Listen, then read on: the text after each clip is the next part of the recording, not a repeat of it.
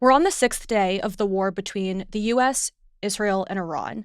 Supreme Leader Ali Khamenei and 40 top officials have been killed. The U.S. and Israel continue to strike at Iran. Iran continues to retaliate against U.S. allies and bases in the region throughout the Gulf. I want to start with some explainers. What has the U.S. and Israel accomplished so far to date?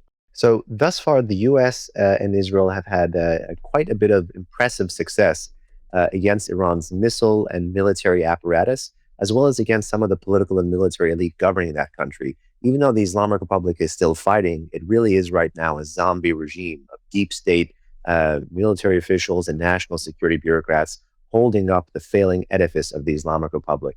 And if things continue, the regime will not necessarily have the long-range strike capabilities like missiles to keep up the fight. And what has Iran been able to accomplish so far in their retaliation? Unfortunately, Iran's retaliation was expected, and the widening of the fronts or the internationalization of the conflict was also expected. The regime previously threatened that he would respond in a big way, even to a limited war. So it's no surprise that it is now at war with the Arab world as much as it is at war with Israel, as well as the U.S. force posture in the region. Even fired a ballistic missile at NATO ally Turkey, and even recently allegedly fired a drone into Azerbaijan in the north. So the Islamic Republic is widening the war, hoping that the chaos inflames and yet restrains the U.S. By playing to fears about energy spikes and a wider war that could potentially get the president to step back rather than step forward. We're recording right now. It's Wednesday around 10 a.m. Who is winning as we speak right now? You know, the Islamic Republic's definition of victory is simply survival. Even if one individual is left standing, they will claim victory. But practically, if the U.S. and Israel are framing the operation in military terms and not political terms, then the military balance clearly favors them. And in particular, the air and missile defense architecture of not just Israel and not just U.S. forces, but of the Arab states of the Persian Gulf has been particularly impressive against the array of drones and missiles the Islamic Republic has shot at it. All else equal, because of the conventional advantage, America and Israel are winning. It'll be an open question still, can they nest this military victory into a larger political strategy and get political success on the back end as well? As we're speaking, who is currently running the country? Who's in charge? So there's a lot of rumors floating around that Khamenei's son, the son of the supreme leader, Mojtaba Khamenei, who is actually sanctioned by the U.S. government, who was believed to be administering and kind of functioning as a de facto chief of staff for the former supreme leader, that his name has been put forward. There's been a lot of speculation. There's been some outlets that have confirmed this, but he hasn't been spotted in public yet. He probably will be spotted at his father's funeral. But the fact that the regime can still fire missiles and drones, the fact that they can still operate, the fact that they still have people talking officially and unofficially to the press tells you that there is a deep state national security bureaucracy. And if you had to put a name and a face to that bureaucracy and the most powerful institution, it would be Ali Larijani. He is quickly emerging as Iran's most important and powerful person, straddling the divide between the political bureaucrat and national security official. And at the same time, the organization he leads, the Supreme National Security Council, probably the most important decision-making body in Iran. But if we're talking more broadly, the most important institution, it's got to be the security services, particularly the military, particularly the Islamic Revolutionary Guard Corps, which is the custodian of Iran's missile and drone arsenal. Regardless of who becomes Iran's next supreme leader, it's almost irrelevant at this point because there is such a deep-seated national security bureaucracy in the Islamic Republic that was one of the legacies of the 3.5-decade-long serving dictator, Ali Khamenei. This is the bureaucracy that's essentially keeping the zombie regime afloat at the moment, and this is the bureaucracy that will come to the aid of whoever is Iran's next supreme leader should the Islamic Republic survive. There have reportedly been meetings about who should come next. And then, of course, yesterday, Trump said, this is the exact quote, "Their leadership is just rapidly going. Everybody that seems to want to be a leader, they end up dead." How much confidence do you have in the long reign of whoever they pick versus the U.S. and Israeli strike capacity to take out whoever the next choice is? Well, to be a high-ranking national security official or political official in the Islamic Republic right now is probably a very dangerous job and a risky proposition. But at the same time, I think the system is foisting up names. It's keen to present the illusion of government continuity because it is under duress. But the president is right. There is a dwindling number of political elites that can actually manage and make decisions. And that's why, despite the supreme leader being taken out, really the focal point seems to be this national security bureaucracy, this marriage between decision makers and the military that is keeping things afloat at the moment. So, in the piece that you have just published for the Free Press, you walk through 4 scenarios about how the situation could play out. The first scenario is essentially the regime survives and becomes more brutal. Can you walk us through scenario 1? Yeah, absolutely. If hypothetically the US and Israel are successful in their military mission, and there's no immediate battlefield reason why they would not be against the launchers, against the ballistic missiles, against what's left of the nuclear program, for example, they may claim a victory and step away from the battlefield. In that case, what's left of the Islamic Republic as a rump state, as a deep seated national security bureaucracy, is likely to limp along. And in that instance, it's likely to limp along and not reform itself or not potentially offer up any meaningful changes or be predisposed to concede, but rather it'll coarsen, it'll harden, it'll double down, and it'll look to find a way to get revenge and rebuild as quickly as possible, but also as safely as possible.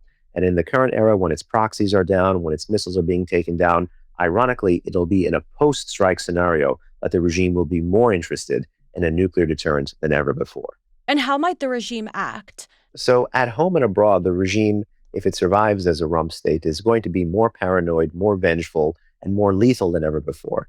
A good historical parallel after a military defeat to the Middle East could be Saddam Hussein's Iraq after 1991. He may not have had the military capabilities to fight against the West, although he still signaled that he would. But he came home and he cracked skulls and he repressed his own population in a brutal way that had never been seen before in his country's history. It's likely that if any national security deep state survives this conflict, that it'll still be intent on revenge and take out that revenge on those who are least able to contest it. And the biggest risk to leaving the Islamic Republic in place would be that it would be a more militarized regime, a more coarsened regime, a more isolated regime than ever before. And it would be more lethal as well. Let's talk about the second scenario that you lay out, which is essentially this idea that there could be a facade of change, that a friendlier face might come forward, but the backbone remains the same. Walk us through scenario 2. So in the highly likely event that America and Israel are successful at defanging and neutering many of the regime's long-range strike capabilities, the Islamic Republic is going to step back and coarsen. But if that coarsening is met with a sustained policy of pressure from above and pressure from below, from the street, then it's likely that the Islamic Republic is going to try to get out of this pincer movement. And it will try to do that by at least offering a pathway for stylistic change rather than substantive change. Here, the real fear is that the Islamic Republic could use and abuse political prisoners, rotate them, have a quote-unquote more managed selection process for who becomes the country's next president, or create new political institutions that mean nothing. Think of this as a facelift with no change in substance. And the goal of this for the Islamic Republic would be to get concessions, to get international sympathy post-conflict, and to get sanctions relief and outlast the Trump administration again. Who do you think the friendlier face internally might be? Are there any contenders that people are speculating? Well, certainly I wouldn't want to name any political prisoner that could be used and abused like this, but there is a former prime minister under house arrest, Mir Hossein Mousavi. There is the option of going to the fringes of the regime's political elite that are currently not employed, like former President Hassan Rouhani, and trying to create a quote-unquote national reconciliation government. There's lots of options that the Islamic Republic has to choose from if it's going to offer stylistic change. The more important question for the West is, what will it settle for? The third scenario, popular revolution, a real regime change. Walk us through scenario 3. In many ways, the popular revolution model is the model that brought us to this conflict to begin with, because prior to Operation Epic Fury, Iran had seen the biggest nationwide anti-regime uprising in its history, and that was also the most violently repressed. And it was against that backdrop that President Trump had promised support and help to Iranian protesters. The challenge here is, of course, if America takes a military win after it defangs or neuters the national security deep state, it may not have meaningfully tipped the balance towards the street. There is a way to do that, however, by staying in the fight, by shifting the tools that the U.S. is using, moving away from, for example, B-2s and F-35s and moving towards drones and cruise missiles and A-10s, for example, things that could be used to target in a more localized sense the apparatus of repression. If these U.S. and Israeli air power is able to instill fear across Iran's national security state, if they're able to foster defections, if they're able to engage in covert action and information operation campaign to get the guys with the guns off the streets, or get them to understand that they have more to lose by staying in a fight and defending a regime that is essentially a zombie, this can actually pave the pathway for the next round of protests. Many people believe, for example, that the Iranian population has been cowed and is now afraid given the violence against them. That is not my understanding of the population. They are angry and they are determined and they're looking for an opportunity. And a gutting of the security services and a shredding of command and control could provide them that opportunity. To what extent is this already happening? I was reading some reporting about Israeli intelligence sources saying that Iranian soldiers, police officers, IRGC members are not showing up to their posts, likely out of fear of being victim to one of these bombings. What do we know about these reports so far, and what does this tell us in the context of Scenario 3? We're getting a lot of anecdotal evidence that Scenario 3 could be driven towards by U.S. and Israeli air power, even though air power in general does not have the best track record of sponsoring or fostering regime change. Here, however, air power can play to the opportunism and desire for self-preservation of lower-level units of Iran's security forces, precisely those ones that you mentioned, Rafaela, that are choosing not to show up for work. I would also add that there's videos now that CENTCOM is putting out on social media that shows that Iranian missile teams, after firing their missiles, are simply leaving their launchers rather than risking bringing them back to the bases and being re-equipped with those missiles, because they know that they would probably be caught and killed. I was also reading some reporting about, besieged internal security being targeted, police stations being targeted. What do we know about the U.S.'s intent on that side? Well, the U.S. and Israel seem to have a division of labor here. I would say Israel is the one who has been targeting elements thus far of its apparatus of repression. The U.S. seems to be focused on this counterproliferation and defanging mission that basically goes against the bases, the depots, the storage facilities, as well as these trucks called transporter erector launchers that move and fire Iran's vast arsenal of ballistic missiles. But Israel seems to have struck certain police stations and IRGC headquarters compound in Tehran. This is the kind of targeting that is going to have to be shifted and scaled up if the goal is to help empower the street and really push towards a revolution model rather than an evolution model against the Islamic Republic. What would the scenario require of the U.S. military? There's a lot of questions about, do they need boots on the ground in order to affect this outcome? What do you think?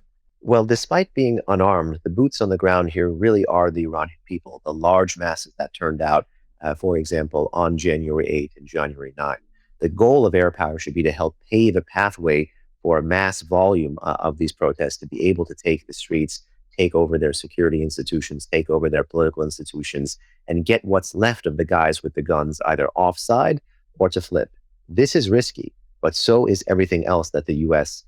Is facing at the moment. The die has been cast. The question is, will the U.S., will Israel help pave the pathway for this option? And just to be clear here, this option, while highly desirable, because it potentially could produce a democratic partner for America and Israel and the West writ large, it is not cheap, it is not easy, and it is not bloodless. But compared to the risk-reward of having to come back and mow the grass every few years and potentially lose more Iranian civilians and lose more Iranian popular support, as well as, of course, expend more money and munitions on this kind of a conflict, it seems to be the one that is worth pursuing. The name that hasn't come up so far is Reza Pahlavi, who, of course, is the son of the former Shah. He has been doing lots of Western media.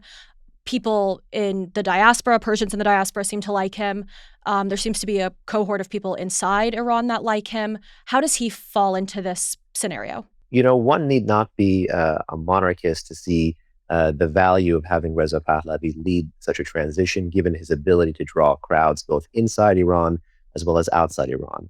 Should America, Israel, or others help gut Iran's security forces and pave the pathway for return of protesters on the streets, Reza Pahlavi is someone who can help draw significant volume here towards that effort. Given rising Iranian nationalism as well as the Crown Prince's popularity, the goal for Washington and Israel should be to help foster political change away from the Islamic Republic as quickly and as painlessly as possible. I don't see many other exiled or even internal opposition figures that can draw the crowds and carry such legitimacy that the Crown Prince has. Again, this isn't an endorsement of monarchy. This is a pathway that can help get Iranians back in charge of their country. The point is that at the moment, Iranians are a body of 90 plus million revolutionaries. The goal is how to get this 90 plus million in charge of their own destiny. The fourth scenario that you lay out is essentially state collapse. It was the most alarming one to read about. Can you walk us through scenario 4? Yeah, there is a real potential for state collapse here. And this is not America or Israel's fault because this is the trajectory the Islamic Republic was on anyway. Ali Khamenei, which was, again, a 3.5 decade long serving dictator in Iran, helped put the Islamic Republic economically, socially, politically, and even environmentally on the pathway to collapse, even before these protests, even before this conflict, and even before the 12-day war. Ultimately, here, because the US and Israel are now touching it, there is the fear here that they may own it. And the Middle East is the place where things can always go from bad to worse. And while it is much more challenging to think of how things can get worse than an Islamist authoritarian regime like the Islamic Republic, anarchy and pure state collapse, particularly one brought about by a civil war, would be something that almost any Iranian would be against. And just to be clear here, the chances of a civil war would only rise if and when there are armed ethnic or localized insurgencies that play to the fears of a balkanized or fractured Iran. You know, Iran today is smaller than it's ever been in the past 500 years, but it's also worth noting in the past 500 years, anytime the center has collapsed, there has been a rise in peripheral and local authority. So there is that fear here again. CNN reported that they have sources saying the CIA is arming Kurdish forces inside Iran. What do we know about that? Well, we're still struggling to find out if this is actually happening, meaning if an operation has taken place or if this was some trained and equipped mission. As you know, the U.S. has worked by, with, and through the Kurds as a counterterrorism partner, both in Iraq and Syria against ISIS. But one reason why this may make the not-so-silent great majority of Iranians inside that country nervous is because of fears of political secession and balkanization and, again, civil war. And many of these groups have internecine rivalries within other Kurdish families and factions in Iran's west anyway. And I think it would be a mistake to project a sectarian conflict onto a national uprising and revolution. In the past 24 hours, Iran struck Azerbaijan. There's a large Azeri Azerbaijani population inside Iran. There have been, throughout history, some Azerbaijani separatist movements. How does that strike impact scenario 4, balkanization, state collapse? Potentially, if the Islamic Republic has a philosophy of it's us or we burn the country, kind of like the Assad regime did for a very long time in Syria, they may have even intended that to be the case, meaning they struck a country which recently has used military force to take territory, which recently, in its political and really informational messaging, has tried to lay claim to Iran's two Azerbaijan provinces. And ultimately, the regime may be looking to widen the war in its north, just like it's been trying to widen the war in the south as part of that same flawed strategy of internationalizing the conflict. Again, I think if anyone is responsible for pushing for straight fracture, it's not Western policy, it's the Islamic Republic itself. But we shouldn't be putting a loaded gun in a shaky hand here. Do you think everything we're talking about could in some way help the regime because it will unite the country and create sort of nationalist sentiment out of fear of the balkanization? Unfortunately, this is a talking point that the Islamic Republic has used and abused for many years, that it's us or the country would turn into Libya, Syria, or Iraq. And the worst thing, I think, for Western policy to do would be to actually vindicate some of those talking points, whether they were by former Supreme Leader Khamenei or former IRGC Commander Soleimani. There have been many, many lines like this. And one way the West can actually guard against this is actually in its political messaging to be promising to retain the territorial integrity of Iran. This way, it gets the not-so-silent great majority of protesting Iranian nationalists and keeps it on its side as they are on its side at the moment. So out of all of the scenarios that we walked through, Iran becomes more brutal, more repressive, facade of change, real regime change through popular uprising, or this sort of state collapse. What do you think is the most likely based on what we're seeing? Should the Trump administration end military operations within the 4-week window, it's likely it will achieve military success. But I actually think political success may seem a bit too far off or may seem a bit too daunting for the Trump administration. It's likely that the first scenario, meaning the national security rump state, that deep state, would remain and would calcify and would coarsen. That would raise the question for the administration, what next? How can you shape it? How can you mitigate it? And how can you really press upon those internal fissures, if there are any at that point, to help push for a better Iran policy? Because unfortunately, leaving such a state at the helm will almost guarantee more hostility, more enmity, more conflict, both inside Iran as well as outside of Iran. To close out, what are you looking for in the coming days and weeks as this conflict unfolds? Well, in the days and weeks ahead, what I'm looking for is if the Trump administration articulates its end state of what winning with respect to Iran looks like. I think I know what that is for me and for many Iranians. It is a country that is actually led by its own people, that is able to secure its own destiny, and has a government that respects the views, values, and interests of its own people, and has a foreign policy based on national interest rather than on revolutionary ideology. That would be a win.